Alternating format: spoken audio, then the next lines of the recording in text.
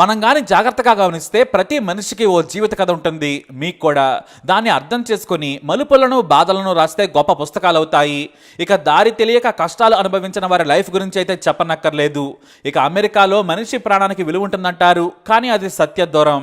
మానవత్వం కూడా చూపించరు అనడానికి రీటా ప్యాటినో క్వింటెరో జీవితమే ఉదాహరణ. అది 1983 మెక్సికో దేశం. ఆ దేశంలోని చివరి రాష్ట్రంలోని కొండల దగ్గర ఉండేది రీటా. ఈమె ఓ గిరిజన మహిళ. వీరిది రారామురి తెగ. భాష కూడా అదే. మెక్సికోలోనే ఆ భాష దాదాపుగా ఎవ్వరికీ తెలియదు. కానీ ఆమె ఎలా మెక్సికో నుంచి దారి తప్పి వచ్చిందో కానీ అమెరికాలోని కాన్సాస్ మాంటర్ సిటీ అవుట్స్కట్కు చేరుకుంది. అక్కడ ఓ గొర్రెల పావన్న వ్యక్తి చెట్టు దగ్గర భయంగా నిల్చున్న ఈమెను చూశాడు.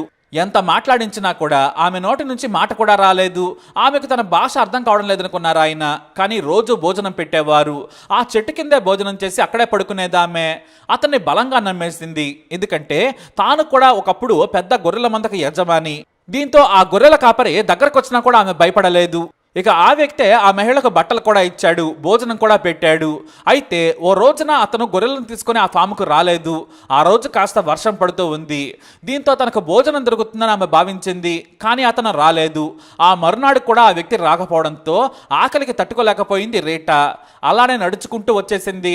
ఎక్కడికి వచ్చిందో తనకు తెలియదు. మొత్తానికి సిటీలోకి అయితే వచ్చేసింది. ఓ చర్చి దగ్గర అలాగే నిలబడింది రీటా. తాను కూడా జీసస్ను కొలిచేది. దీంతో తనకు అన్నం పెడతారని ఆమె చూసింది. కానీ 1983 జూన్ 3న పోలీసుల కంటబడింది రీటా. అదే ఆమె పాలిట శాపంగా మారింది. సాయం చేయాలన్న ఆ పోలీసులే జీవితాన్ని నాశనం చేసేశారని చెప్పాలి. ఆమెతో ఎంత మాట్లాడినా కూడా పోలీసులకు ఆమె సమాధానం చెప్పలేదు. కొంతమందితో మాట్లాడించగా చివరకు ఏదో భాషలో చెప్పింది. కానీ వారికి అర్థం కాలేదు. అది భాషనా లేక మానసిక రోగమా కూడా వారికి తెలియలేదు. కానీ ఆమె రూపం చూసి మెక్సికన్ అని మాత్రం గుర్తించారు పోలీసులు. దారి తప్పి వచ్చిందనుకున్నారు. కాకపోతే ఆమె చాలా దృఢంగా ఉంది. బలిష్టంగా ఉన్న రీటా గురించి ఎంత తెలుసుకునే ప్రయత్నం చేసినా కూడా వీలు కలగలేదు. వందల మందిని తీసుకొచ్చి భాషను గుర్తించమన్నా కూడా ఎవరో కూడా తమకు తెలియదన్నారు. రారామురి భాష వచ్చిన వారెవరో కూడా ఆమెకు కనిపించలేదు. తన భాష పేరు కూడా ఆమె చెప్పలేకపోయింది. కొండ ప్రాంతాల్లో నివసించే రారామురి తెగవారు సామాన్యులకు చాలా దూరంగా బ్రతుకుతారు. ఎవరిని సహజంగా నమ్మరు.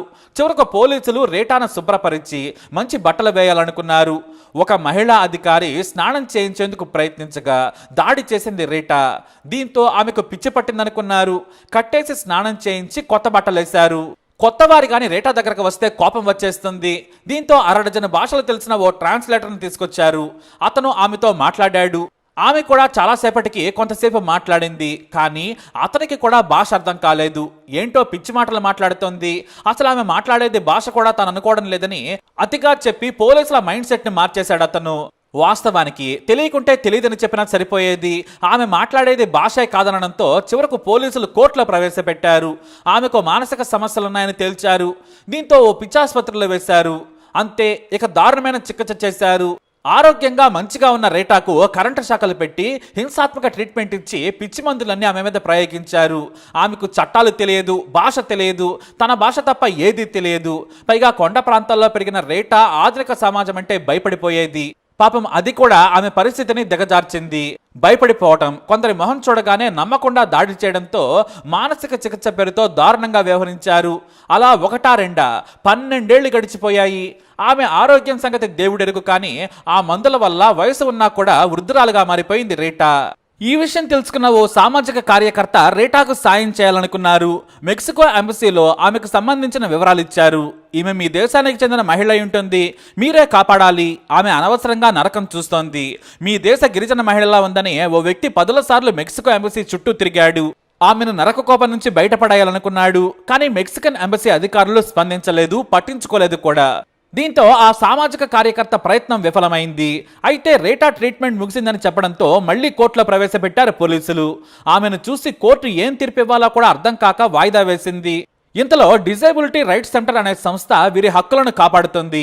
అప్పుడే 5 ఏళ్లకు పైగా ఆసుపత్రిలో చికిత్స పొందుతున్న వారి కేసులను సమీక్షించాలని, వారికి విముక్తి కలిగించాలని నిర్ణయించింది. అప్పుడే రీటా కేసు బయటకు వచ్చింది. ఆమె 10 ఏళ్లు దాటినా అక్కడే ఉన్నారని తెలుసుకుని షాక్ అయిపోయారు. అయితే ఆమెకు మానసిక రోగం లేదు, భాష సమస్య ఉందని ఆ కమిటీ సభ్యులు గుర్తించారు. వారిలో వారు ఆదులాడుకున్నా కూడా రీటా ఆరోగ్యకరమైన మహిళ, అనవసరంగా ఆసుపత్రిలో చేర్చి పాడు చేశారని సమీక్షించారు. అయితే ఈ కేసు గురించి సైకియాట్రిస్టుల దగ్గర రీటాకు చికిత్స గురించి వాదోపవాదాలు జరిగాయి. అప్పుడే ఈమె ఏదైతే భాష మాట్లాడుతుందో ఆ డాక్టర్ నాకు తెలుసు, అతను కూడా సైకియాట్రిస్టే, అతను పిలిపిస్తే సరి అని ఓ డాక్టర్ చెప్పారు. దీంతో కమిటీ సదరు సైకియాట్రిస్ట్ను న్యూయార్క్ నుంచి రప్పించారు. రీటా ఆ డాక్టర్తో ఏమీ మాట్లాడలేదు. మొదట ఇంగ్లీష్లో సైకియాట్రిస్ట్ మాట్లాడినా కూడా ఆమె సమాధానం ఇవ్వలేదు. ఆమె నోరు తెరిస్తే ఏ భాష మాట్లాడుతుందో అర్థమయ్యేది, కానీ ఆమె ఆ డాక్టర్పై దాడి చేసింది. కానీ అంతకుముందు ఆమె మాట్లాడిన మాటల తాలూకు వీడియోలను ఆసుపత్రి వర్గాలు చూపించాయి. ఆ మాట వినగానే ఆ డాక్టర్ నవ్వుకున్నారు. ఇది రారామురి భాష, మా తాత ఇదే గిరిజన సంస్కృతికి చెందిన వ్యక్తి అని చెప్పారు. వెంటనే దూరంగా ఉన్న ఆ డాక్టర్ రీటా కేసు నవ్వుతూ చూసి, ఎలా ఉన్నారు మీరు మాట్లాడే భాష నాకు వచ్చు, నేను కూడా మీ వాడినే అని రారామురి భాషలో చెప్పారు. అంతే, ఆమె గంభీరంగా చూస్తూ కన్నీళ్లు పెట్టేసుకుంది. నేను నీకున్నాను, మీ ఇంటికి పంపిస్తాను, ఏడవద్దు, నీ భాష తెలియక వీళ్ళు నేను ఇబ్బంది పెట్టారు, నేను మీ తమ్ముడు లాంటి వాడినన్నారు డాక్టర్. అంతే, వేగంగా వచ్చి ఆ డాక్టర్ను గట్టిగా హత్తుకొని ఏడ్చేసింది రీటా. ఆమె బాధను చూసిన పోలీసులు డాక్టర్లు కన్నీటి పర్యంతమయ్యారు.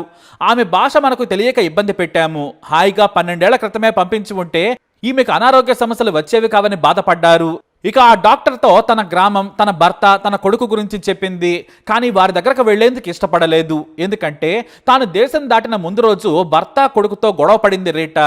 ఆమె గొర్రెల మందన ఎవరో ఎత్తుకెళ్లిపోయారు. 200 గొర్రెలు మొత్తం పోయాయి. దీంతో భర్త కొట్టాడు, కొడుకు తిట్టాడు. భర్త మీద కోపంతో ఆమె పారిపోయిందని తేలింది.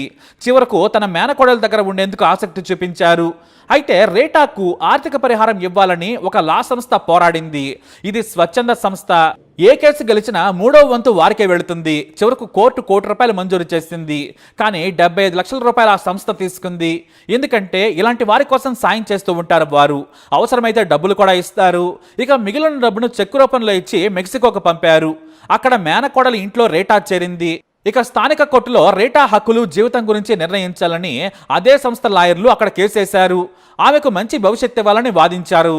దీంతో ఓ ట్రస్టును ఆమెకు, ఆమె డబ్బుకు జవాబుదారీగా ఉంచింది. మొత్తం డబ్బు ఒకేసారి కాకుండా నెలకు 25,000 ఇంటికి తీసుకెళ్లి పంపాలని, ప్రతి ఏడాదికి ఓసారి మొత్తం లెక్కలను కోర్టుకు చూపించాలని తెలిపింది. ఆ ట్రస్ట్ సరేనంది. అయితే చదువు రాని, భాష తెలియని రీటా అమాయకత్వాన్ని ఉపయోగించుకొని ఓ మహిళా అధికారి నెలకు 25,000 ఇస్తూనే సడన్ గా మొత్తం డబ్బుతో ఉడాయించేసింది. ఈ విషయాన్ని అమెరికాలో ఉన్న స్వచ్ఛంద సంస్థకు రీటా మేనకోడలు తెలియజేసింది. దీంతో వారు స్థానిక కోర్టుకు వచ్చి వాదించగా పోలీసులు కేసు పెట్టి సదరు మహిళా అధికారిని పట్టుకున్నారు. మొత్తం 15 లక్షలు ఆమె అకౌంట్లో జమ చేయాలని, ఇక ఏ ట్రస్ట్ వద్దని మేనకోళ్లే చూసుకుంటుందని కోర్టు తీర్పునిచ్చింది. కానీ ఆ సదరు మహిళాధికారి కేవలం 6 లక్షలు మాత్రమే జమ చేసి నా దగ్గర లేవని దివాళా తీశానని కోర్టుకు తెలిపింది. ఇక ఇంతలో అనారోగ్యం బారిన పడి రీటా 2018లో చనిపోయింది. అయితే రీటా నిజమైన జీవితాన్ని ఓ డాక్యుమెంటరీ తీశారు దర్శకుడు. ఆయన పేరు ఎస్టినో. సరాసరి రీటా పుట్టిన పెరిగిన ప్రాంతానికి వెళ్ళిపోయాడు ఆ దర్శకుడు. అక్కడ కొండ ప్రాంతంలోని రారామురి తెగ ప్రాంతానికి వెళ్లారు ఆయన. మొదట ఆయన్ను కూడా రానివ్వలేదు, ఇష్టపడలేదు. కానీ మెక్సికన్, ఇంగ్లీషు, రారామురి తెలిసిన అనువాదకుడిని తీసుకెళ్లి ఒప్పించారు. అప్పుడే రీటా గురించి ఆమె పక్కింటి వారు ఆసక్తికరమైన విషయాలు చెప్పారు. కొంతమంది అబద్ధాలు కూడా చెప్పారని డాక్యుమెంటరీ దర్శకుడు ఎస్టినో అన్నారు. రీటాకు కోపం ఎక్కువ. భర్త, కొడుకు గొర్రెల మంద మీద బతికేవారు, హాయిగానే ఉండేవారు. కానీ వీరు కొండ ప్రాంతంలో దొరికే ఒక రకమైన చెట్ల నుంచి వచ్చే మత్తుమందును బాగా తీసుకునేవారు. అది చాలా ప్రమాదకరమైనది. కాస్త తాగినా కిక్కొచ్చేస్తుంది. అయితే ఇలానే ఓ రోజు మత్తుమందు తీసుకుని చెట్టు కింద పడుకుంది రీటా. ఆమె తాగి పడుకుందని గ్రహించిన దొంగలు మొత్తం గొర్రెల మందను ఎత్తుకెళ్లిపోయారు. సుదూర ప్రాంతాలకు గొర్రెలను తీసుకొని అక్కడి నుంచి వాహనాల్లో తీసుకెళ్లిపోయారు. ఆమె మత్తు నుంచి నిద్రలేచే సమయానికి అవి లేవు. దీంతో భర్తకు ఈ విషయం తెలిసి ఆమెను కొట్టాడు. ఆ తర్వాత రీటా భర్తతో గొడవ పడింది. కొడుకు కూడా మందలించడంతో బాధపడి పారిపోయిందని చెప్పారు. అలాగే మత్తుమందు కారణంగా ఆమెకు నత్తి కూడా వచ్చిందట. ఇక ఆమె భర్త గొర్రెల మంద పోయినప్పటి నుంచి మద్యానికి బానిసై చనిపోయాడు. కోపం ఎక్కువైనా కూడా అందరితో ప్రేమగా ఉండేది రీటా. నలుగురికి సాయం చేసే మహిళ. ఇక కొడుకు ఎక్కడికి వెళ్ళాడో తెలియలేదు. ఇటు రీటా కూడా కనిపించలేదని గ్రామ పెద్దలు డాక్యుమెంటరీ దర్శకుడు ఎస్టినోకు చెప్పారు. అలా ఆమె మత్తు వలన కుటుంబమే రోడ్డున పడింది. తాను కూడా నరకం చూసింది. ఇది రీటా అనే ఓ అమాయకురాలి కథ. చూసారుగా, ఎక్కడో ఓ దేశపు అంచున చివరిలో పుట్టిందామె. అమెరికా చేరింది. ఆ తర్వాత ఆమె జీవితమే నాశనమైంది. మళ్ళీ తిరిగి దేశానికి వెళ్లే లోపే ఆమె జీవితం ముగిసిపోయింది. ఎప్పుడో 1983లో అమెరికాకు వచ్చింది. 2018లో చనిపోయింది. ఈ జీవితం మొత్తం నరకం చూసింది రీటా. ఇక్కడ మనం గమనించాల్సింది ఒక్క రీటా జీవితమే కాదు, మన చుట్టుపక్కల వారి జీవితాలు, మన జీవితాలు కూడా చాలానే ఉంటాయి. ఏదో అనుకుంటాం, ఏమీ జరగకపోవచ్చు. మధ్యలో జీవితం అంతా ఎటో వెళ్ళిపోవచ్చు. మన బాధలు, కష్టాలు, విజయాలు, అపజయాలు రాస్తే ఖచ్చితంగా ప్రతిదీ కూడా స్టోరీనే అవుతుంది. మరి మీ జీవితం ఎలా ఉంది? రీటా లాంటి జీవితాలు మీ కంటపడ్డాయా? తప్పకుండా మీ అభిప్రాయాన్ని కమెంట్ ద్వారా తెలియజేయండి. ఈ వీడియో అప్డేట్స్ కోసం మై ఛానల్ ఫాలో అవ్వండి, అలాగే తప్పకుండా సబ్స్క్రైబ్ చేసుకోండి.